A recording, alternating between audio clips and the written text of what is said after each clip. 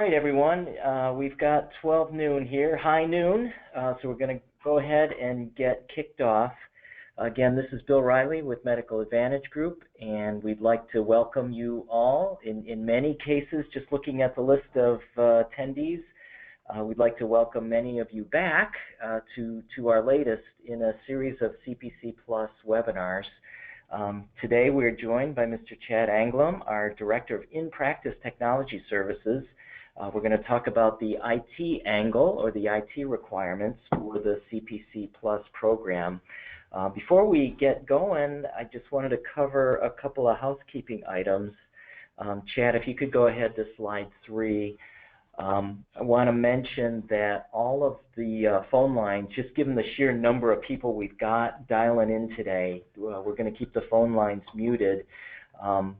Any questions that you have during the course of the session, you can please just submit them in the little chat window in your GoToWebinar panel.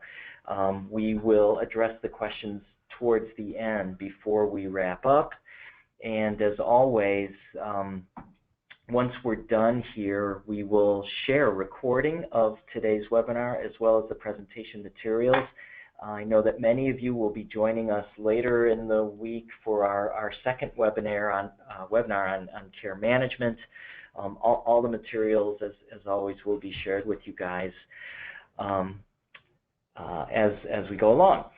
So let me quickly introduce Chad. So Chad is, like I said, our Director of In-Practice Technology Services. He leads the team of consultants and analysts who are on site with practices, either implementing EHR systems or performing optimizations or other professional services work.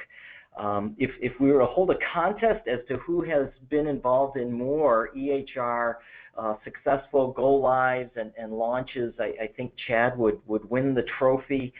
He's got a great mix of not only a huge wealth and depth of knowledge around EHR technology, but also just a ton of experience with how medical practices work, and is in a unique position to marry those as part of his engagement with customers. And I can't think of a better person to lead our session here today. So with that, Chad, go ahead and take it away.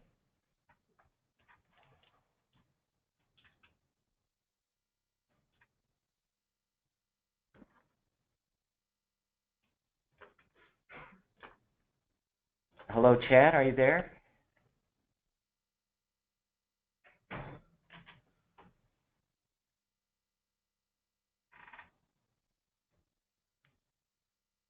Give us just a second here. Let's make sure we can get Chad on the line.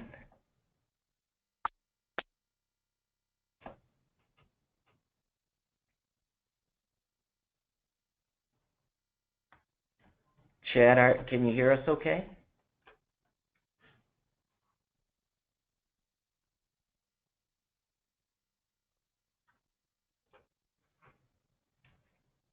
Yeah, try it. Looks like he's... Bill, can you hear me all right? Yeah, sorry about that. There you go. I think you're all set. All right, I apologize, everybody. Thank you, Bill. Great intro there. So like Bill says, my team's really in charge of the in-practice EHR optimization each day. So over the past few months, I've been lucky enough to sit in with multiple practices in the CPC Plus initiative, meeting with their vendors, talking optimization, talking setup.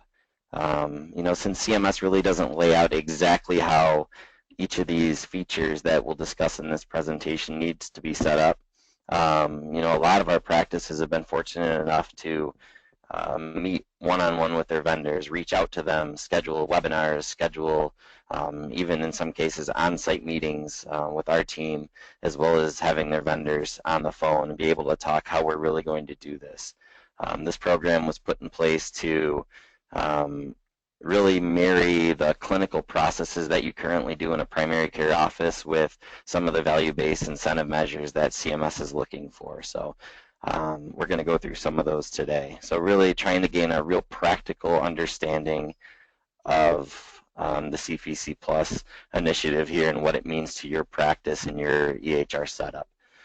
So as Bill said, we do a lot of EHR optimization, and over the years we've done that for various state-based incentive programs, even to some of the larger programs like Meaningful Use, PCMH, and now moving into CPC Plus, which is obviously the regional-based program.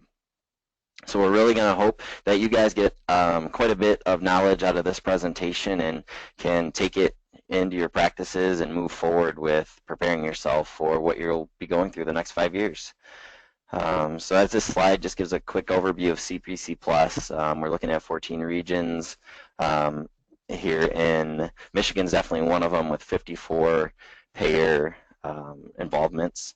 We have the focus of the whole program is really to develop an improved care delivery model that makes patients healthier. And, we're going to talk a little bit about what the patients get out of this as well.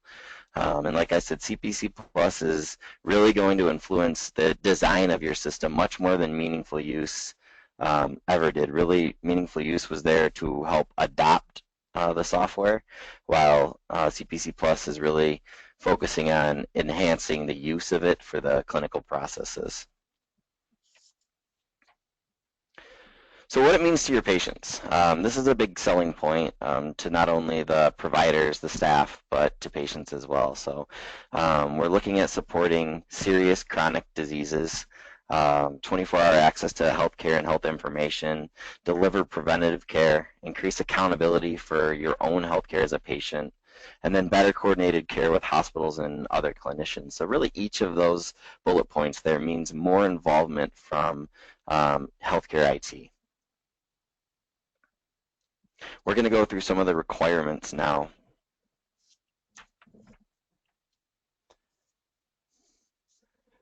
So many CPC Plus benchmarks will rely on IT systems for support. So like I said, CMS gives a whole bunch of features that they want incorporated into your practice, but they really don't say exactly where they need to go. So we'll need to draw on some IT capabilities to improve your ability to communicate with your patients, identify the risks, and exchange information with others within the care community. So really looking at, looking back 10 years when I first started EHR implementation, every time we did a new implementation, everyone was under the understanding that a lot of the stuff in those 3 bullet points were already in place, and we're just now getting there right now. So the first step is you all had to adopt a certified health IT software. So either 2015 or 2014 editions work for 2017, and then we're going to have to make sure we meet the 2015 edition technology starting next year. So you can go with either this year, and then next year we need to make sure that we're upgraded to the 2015 certified software. So starting right now, practices need to make sure that you're using the latest ECQMs, the electronic clinical quality measures, contained in the 2016 annual update, and that came out last April. We need to meet and adopt 2015 or 2014 certification. And again, like I said, the 2016 annual update for all ECQMs. We must have the capability to filter data by at least practice site location, TIN, and NPI in order to support quality improvement activities for the 2017 performance period. So those are 3 pieces that you need to be able to filter your data by when you import your ECQMs. So at a glance reporting for 2017, so the year we're currently in. First ECQM submission period begins next January 1st. So a lot like Meaningful Use, it opens up the first of the year, goes through the end of February. ECQM version was published in April of 2016 through the annual update. And there's a few different methods you can use to report those. Attestation, so many of you that were involved in the Meaningful Use project over the past few years have done attestation where you log in and actually manually attest. QRDA3 using direct EHR or a certified EHR data submission vendor would be another route that you're able to. So when we talk about this, one of the questions I commonly get is, what if I want to use a third party to be able to submit my data? You're able to do that. You can choose as many HIT vendors as you would like in order to best produce the most quality data you can achieve. Starting in January of 2018 is when, again, we must use the latest ECQM specs. We must adopt the 2015 technology, and then we must again be able to filter data by practice site, location, TIN, NPI, using functionality meeting the C4 criterion,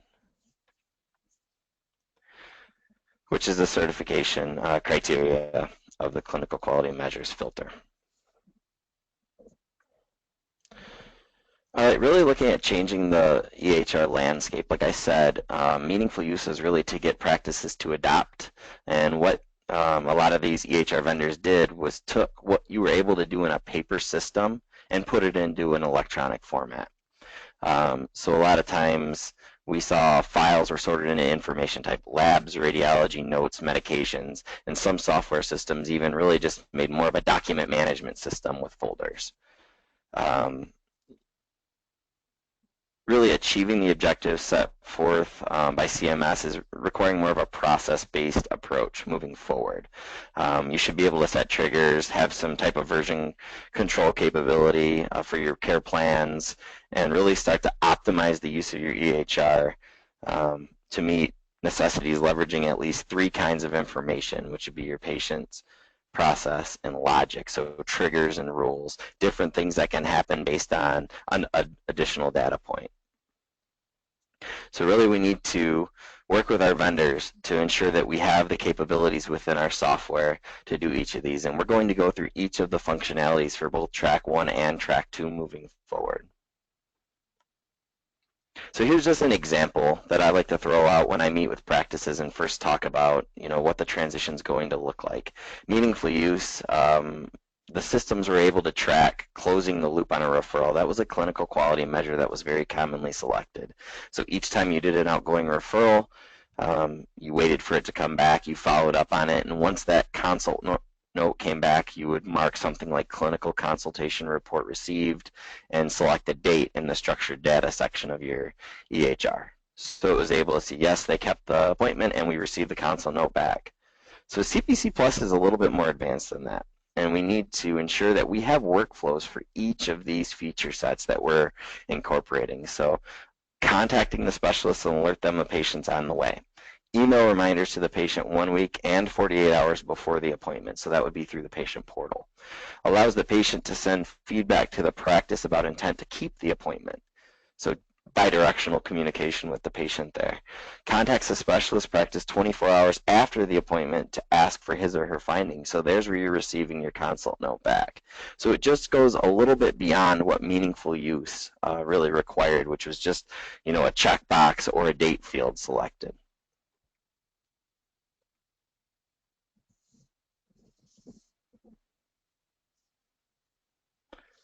When we look at clinical components, the word or the acronym API has been thrown around quite a bit recently. If you've been following any of the Commonwealth or Care Quality discussions out there with being able to share data back and forth between different EHRs, clinical components to the perfect EHR system is going to include an API interface, which is really, like I said, the ability to share CCD files across different platforms.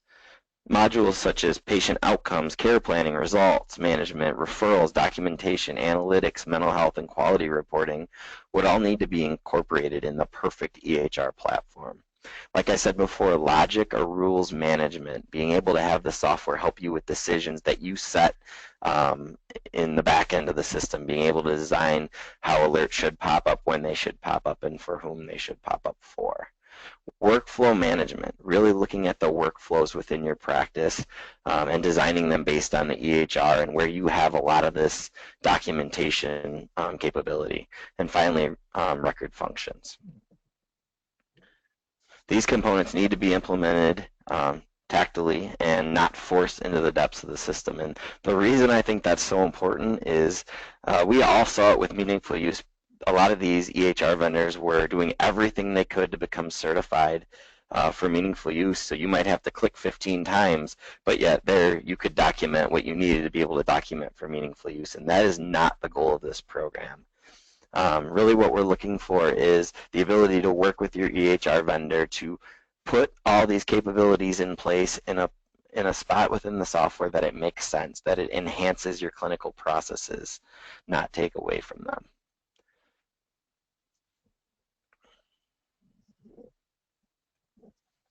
So really, how do we get there?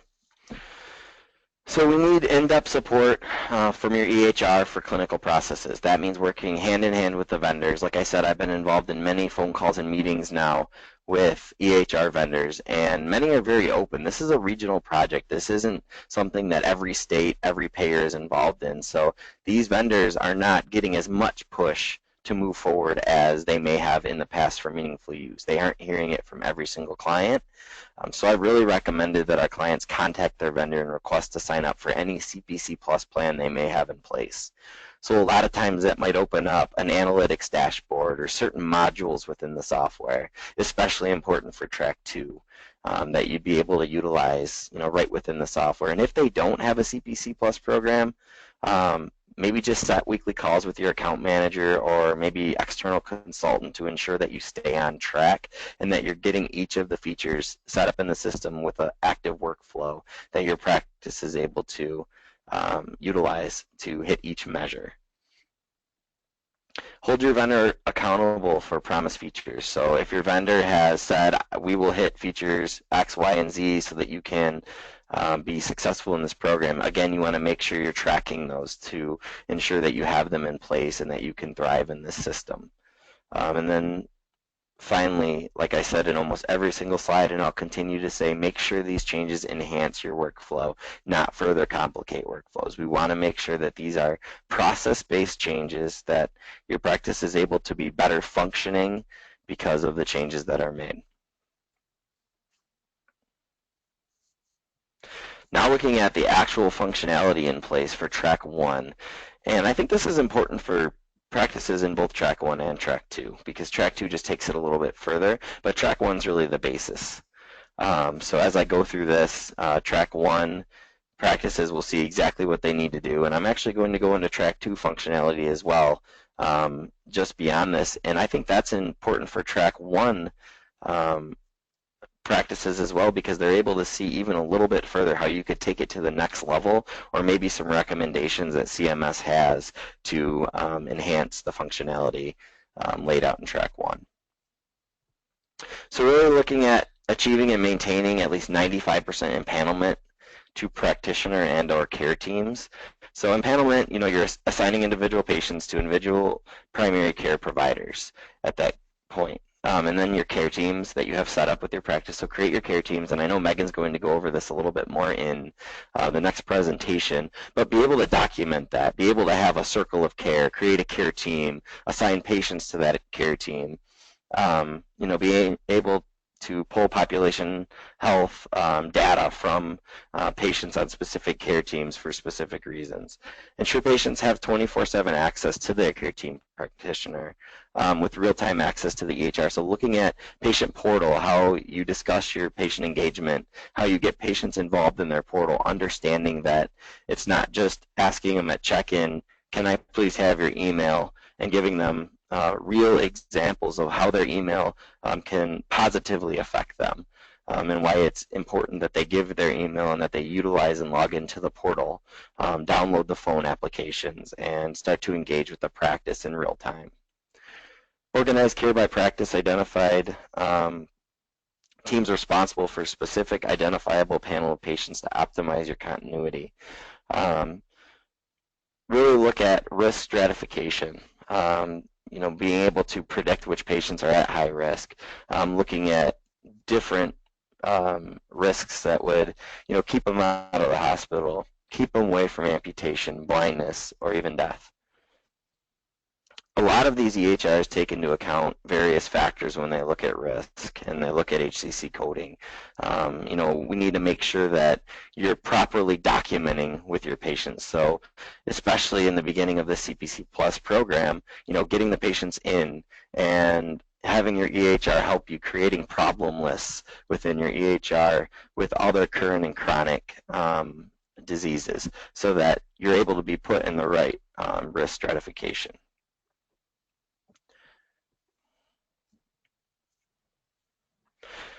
going in to provide targeted, proactive, relationship-based or longitudinal care management to all patients seen with an increased risk, being able to process who are likely to benefit from more intensive care management, being able to use your EHR to pull reports, to look at who has multiple diseases that would likely benefit from a real intense care management plan. Your EHR should be able to pull reports where you're able to design and develop these reports in real time that you could pull and say, okay, these patients are in a solid care plan, these patients maybe need to go to the next level. And then provide short-term care management along with medication reconciliation for your discharged patients from the hospital. Who would likely benefit from care management. So a really common one I see, a common workflow for this would be you receive a notification either through the hospital system that you're involved with or like an ADT file that comes in. Work with your EHR vendors to see if that's possible, where you can receive real-time ADT data. Or again, if you are, maybe logging into various hospital systems to see what patients you've been assigned or what has happened to any of your patients, being able to immediately create a phone note or a telephone encounter, follow up with that patient, have that data be able to be pulled into an office visit. So you schedule that patient within the 7 days, you're able to see that patient, bring the information from the discharge into your progress note. And really build off of that. Then we talk about being able to systematically identify your high volume or high cost specialists in the area. So when we talk about track 2, we'll talk about actually creating care contracts, but really in track 1, we're just reaching out to other specialists in the area and starting to look at high volume or high cost specialists serving your population. So really creating a plan for success in that area. So reaching out to your hospitals, like I said, a lot of hospitals are willing to work with you to either create interface for reports or maybe joining an HIE or maybe working with a third-party HIE that can get you data in real time. So just trying to improve your timeliness of notification so that maybe you're not just logging into the hospital system once a week and checking to see if any of your patients have been hospitalized, but really going to the next level and receiving real-time data for your ADTs. Patient and family advisory councils, so really, talking with patients, talking with their families, bringing that directly into the planning and delivery and evaluation of healthcare. So being able to create an alert that you need to do a PFAC each year, that you need to sit down, with the patient and their family or caregivers, and ensure that you're able to pull a report on, who you've met with, who you haven't met with, and constantly target that as a capability within the year. And then also looking at self-management, being able to support the care and encouragement provided to these patients that you have with chronic conditions and their families to help them really understand, make informed decisions about their care and engage in healthy behaviors. Now the HIT function with that, obviously that's something you need to do, but you need the system to be able to report that you've done that or that you need to do that. So something to pop out and say, this is patient Chad Anguilm. We need to make sure that we have a PFAC or that we've discussed a self-management plan with Chad. And that's where I said, meeting with your EHR vendors, either they're going to have some sort of a dashboard to report some of these capabilities, or at least, working with them to figure out structured data you could create or alerts you can put in the system to make sure that we are able to keep on top of a lot of these functionalities or features that we need to have.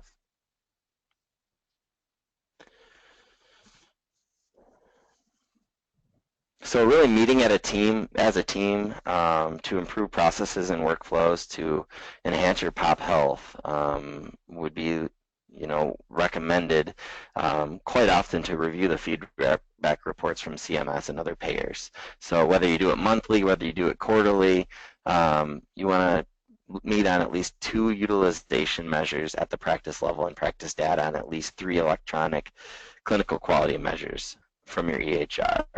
So both practice and panel level to inform strategies to improve population health management. So meeting and improving and showing what you're doing to improve is critical in this process. And again, how you document those improvements is important. So like I said, going into track 2, higher payments, more HIT involvement. So there's quite a bit more in the functionality and features required with track 2. If you remember, those of you in track 2 had to receive a letter from your EHR vendor saying that they were in it to win it with you guys, that they would stand side by side, that they realized they had 2 years to make many of the changes that we're going to discuss here. And quite a lot of these, like I said, for you, those of you in track 1, track 2 just builds off track 1 functionality. And a lot of these, if you're thinking, well, how would I do that in track 1? I gave some great examples earlier, but really looking at track 2, they go a step further and may help you with building your actual clinical workflows. The required features go well beyond meaningful use. In order to be really successful in this, we need to again look at supporting the clinical workflow of the primary care physicians. So by January 1 of 2019, notice we've talked about January 1 of 17, January 1 of 18. Track 2 really focuses on the date of January 1 of 2019. So again, you have to have the 2015 edition care plan criterion. You need to have social, behavioral, and psychological data criteria. CMS will not prescribe exactly how the health IT enhancement needs to be accomplished. So they're not going out to each vendor and say, do this, this, and this. They're just giving a feature set that each vendor needs to incorporate in their own EHR. Like I said, this is a smaller program. This is a great opportunity for you to become much more involved with your HIT vendor, your EHR vendor, meet with them, go over workflows in your practice, go over what you're looking to see out of this program. And work with development in that. So looking at risk stratification, I'm not going to go over every single bullet point in these. I really just wanted these to be incorporated so that you could take this back and use this as a basis for how you set up your system with your vendor. But we, again, need to risk stratify practice, site patient population, identify and flag your patients with complex needs. So whether that's through alerts or some sort of a flag you set up in structured data in your EHR, you need to be able to assign those patients so that you can report off of them.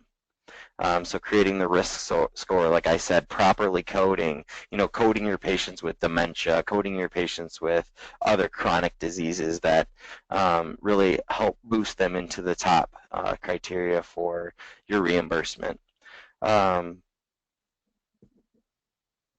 Actionable ECQM, so really produce and display the ECQM results at the practice level to support continuous feedback. So you're reviewing them. We talked about earlier with track 1, being able to meet with your team and improve workflows, improve quality, find what you're lacking, find what you're missing, maybe find something that your EHR isn't producing that maybe you can meet with your vendor or consultant and set up to flag patients, for example.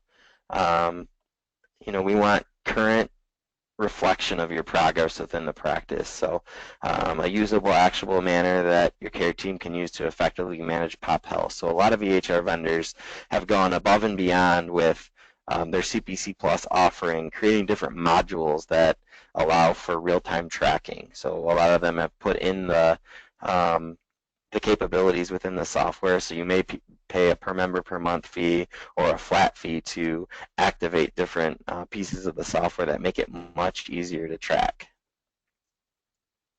Psychosocial needs, so really systematically assessing the patient's psychosocial needs and inventory resources and support to meet those needs.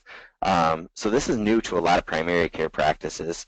A lot of practices I've met with have been hesitant and maybe a little nervous about this portion. If you're able to, again, your certified software needs to have the ability to capture and access electronically an inventory of resources and supports to meet patients' identified psychosocial needs. So really what that means is as long as you can set your system up for success with this, you should be able to take it to the next level, and this wouldn't be a problem for your system. So you're looking at a 2-year process with any of these. So they don't expect you to have it by February 1st. We're not looking at next week to get a lot of these processes in place. We're looking at working with your vendor to ensure that you have the capability by 2019. So again, it makes sense to start right down the path right now, but they don't expect it done in 6 months. Reported outcomes. So document and tracking patient-recorded outcomes. They're really evaluating the patient-reported outcomes survey instrument that will be sent to your participants, to your patients, to identify specific care needs. Really, we're looking for different intervention management by the practice site. So we haven't really heard those modes of administration yet, but we need to keep on, each new thing that's added, each new piece that comes out that we haven't yet solidified, we need to make sure we work with your EHR vendor to determine that they have a plan for that. And if they don't have a plan right there, again, we're holding them accountable, through those weekly meetings that I recommend to ensure that we're getting these pieces in place as they're needed.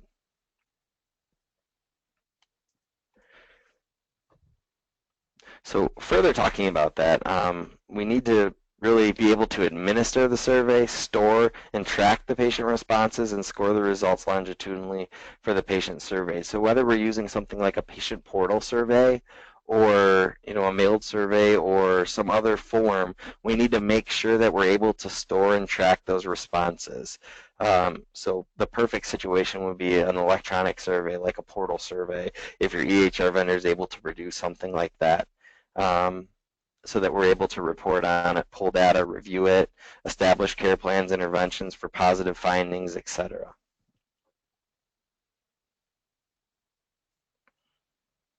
So we talked about impaneling patients earlier.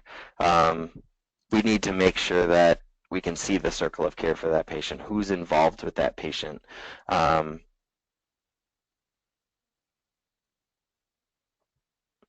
Creating a real patient-focused care plan for that patient. So the guide to patient management, whether it's a care plan module within your software or you're able to just create some care plan documentation alongside your EHR vendor or maybe your outside consultant. We need to make sure that patient-centered care planning tool in order to support holistic care and focus on beneficiary goals and preferences. So that's all set up. When you see something like that, some sort of a care planning tool, and you're talking about goals and preferences, that's all stuff that we'll need to make sure gets set up in your EHR. So that we're electronically capturing some of the below advanced directives, preferences of care, health concerns, goals, management plans, action plans, surveys, and identified gaps.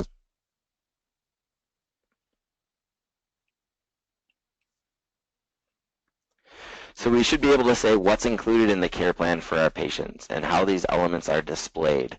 Again, that's working directly with your EHR vendor or consultant to ensure that it's displayed in a spot within your EHR that is within normal workflow for your providers and staff so that you're able to in real time see what is the active care plan for this patient and make changes in real time as well.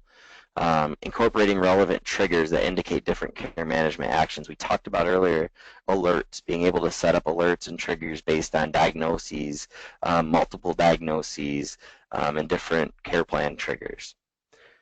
It should facilitate version control across the care team by capturing the date of the last review or change in plan and generating a scheduled date for reviewing and updating the plan. So being able to look back at past plans for each patient.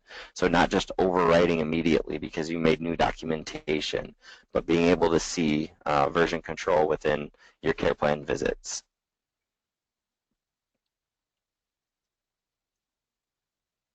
So being able to populate the care plan using data entered in the patient record.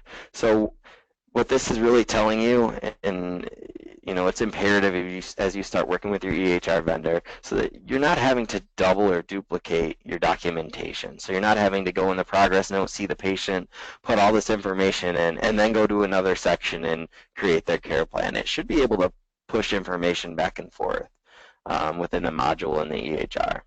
So it should be also available to the patient on paper and electronically, meaning maybe something like a visit summary after you meet with the patient that gets published out to their portal as well as printed if the patient prefers. We need to make sure that it's remotely accessible to the practice team members delivering care outside of normal business hours as well. So if that is maybe a 24/7 line or maybe late hours, early hours, that those responsible for that patient's care are able to reach into the EHR from no matter where they are and access that documentation, whether that's a cloud-based solution or web-based solution where they're able to log in, or maybe phone or iPad, some sort of technology that they're able to reach the documentation for that patient in real time. Again, we need to make sure that we're adopting 2015 edition certification technology with the care plan criteria. So this is an optional part for Track 2.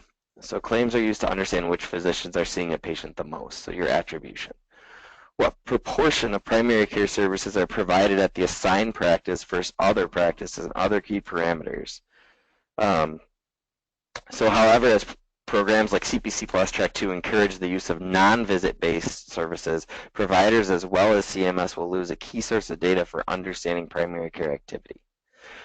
So CMS is working with vendors and providers practices to explore identifiers for non-visit based care activities that will allow practices and the program to quantify the overall provision of care with the patient.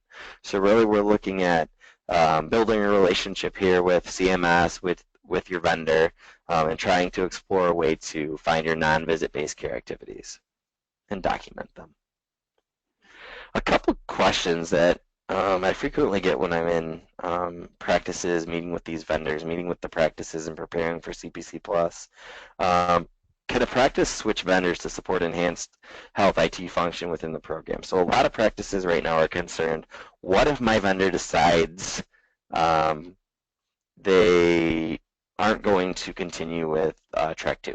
Yes, you can change. What if I find that it's just not going well. We don't feel like it's at the point it needs to be right now, and the vendor agrees to part ways. You can definitely change, so you're not trapped. Just because you submitted a letter for your vendor and that's where you started, it doesn't necessarily mean you have to finish with that vendor in this program, so it doesn't lock you in. What is the effect on quality reporting if there's a change? It may affect the reporting of your ECQMs. And it's recommended that if you're going to make a change, that you reach out to CMS and look for further guidance on changing systems. And again, someone like MAG or a consulting firm would be able to help with that as well. Just give you directions on how to change systems in the middle of the process. Because again, you want to make sure that you're doing it in a way that will least affect the reporting of your quality measures. Can a practice use a third party to submit ECQMs? Absolutely. As long as that third party meets the requirements, you're able to utilize as many vendors as you need to be successful in this program. So you're not just linked to your EHR vendor to send the data for you if you're not comfortable with that. Although a lot of EHR vendors are able to more adequately map fields and help you pull that data, there are still other third-party vendors out there that do a great job as well.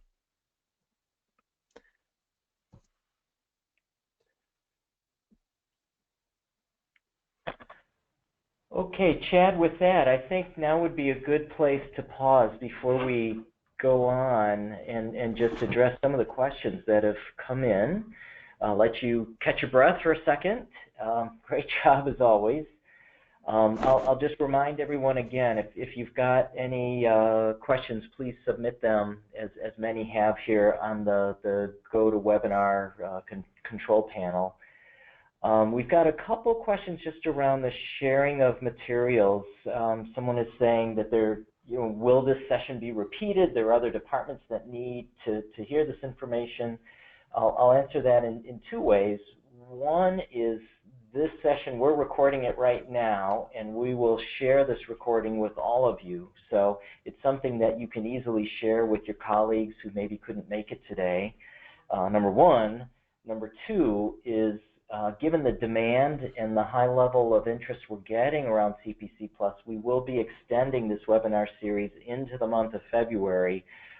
We will be doing additional sessions around all the categories of CPC Plus, including the IT requirement. So you can stay tuned. We'll communicate when those dates are available.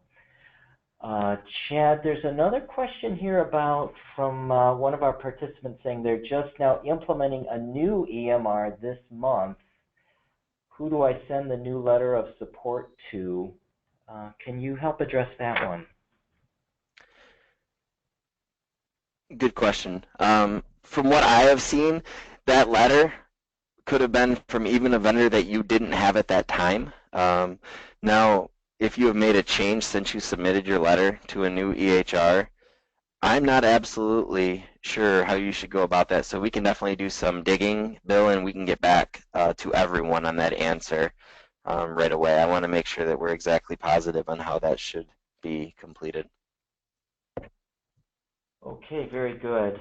And then there's a couple questions around just is Medical Advantage available to help with this process? And we're going to talk about that in just a minute. So with that, Chad, I think that wraps up the questions for now. Let me just talk quickly about who we are, Medical Advantage Group. We're a healthcare consulting company. We've helped practices and physician organizations for a long, long time, basically doing two sets of services. One is performance and value-based contracts with the payer community, insurance community. The second thing we've done is a ton of practice transformations. We offer a variety of services at the practice level, from EHR services led by Chad and his team, revenue cycle management, group purchasing, HIPAA compliance, and now CPC Plus consulting services. We participate with Blue Cross Blue Shield of Michigan, one of the largest PCMH networks in the country, and we're currently actively involved predominantly in the great state of Ohio, helping to implement the Great Lakes Practice Transformation Network grant. Chad, if you go to the next slide, we can talk a little bit about the CPC Plus services that we have available. We're providing help and consultation across all the categories of CPC Plus, not just the IT track. Chad has included the link there where you can learn a little bit more. And then finally, the last slide, if you'd like to talk to us, offline around your practice and how you are engaging and preparing for CPC Plus, we'd be more than happy to talk to you. Sherry Kent is our representative covering Ohio, and Kevin Burke is our person for Michigan. So again, that wraps up our session for today. I'd like to thank Chad for a great presentation. As always, really appreciate preparing the materials and delivering them today, Chad. Thank you. And for everyone else, please stay tuned. In the next couple of days, we will follow up with the webinar recording, copy of the presentation, and a full listing of all of the questions and answers that we got today. Also, we've got another webinar coming up on Friday. This is on care management, care delivery. We'll be sending a reminder regarding that session as well. Thanks again for joining us. Have a great rest of the day, and we'll be in touch soon. Thank you.